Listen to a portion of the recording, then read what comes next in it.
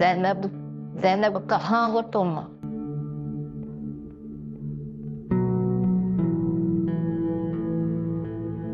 जी अम्मा, क्या हुआ?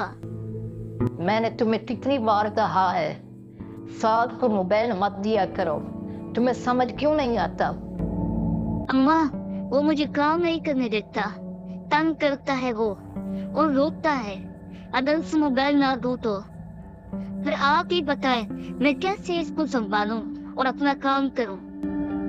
जब बच्चा सो रहा होता है तो तुम खुद व्हाट्सएप फेसबुक और ड्रामे देखती रहती हो, लेकिन जब जागता है तो काम याद आ जाता है।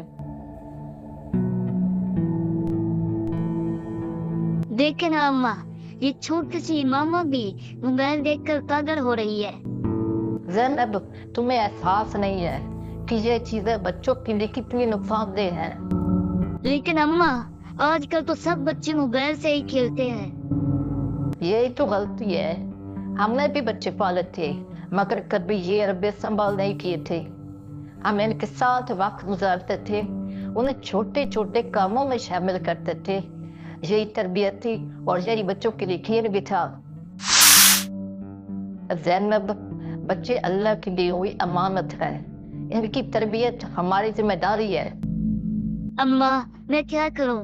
मोबाइल से कैसे बचाऊंगी? बेटा, खुद भी मोबाइल कम इस्तेमाल किया करो, बच्चों को भी इससे दूर रखो और बच्चों को अपने करीब रखा करो। उन्हें कहानियां सुनाओ, खिलाओ, प्यार से सिखाओ। ये संभाल की तरबियत है। आप ठीक कह रही हैं अम्मा। अब मैं इंशाल्लाह बच्चों को वक्त दूंगी और मोबाइल से दूर रखूंगी।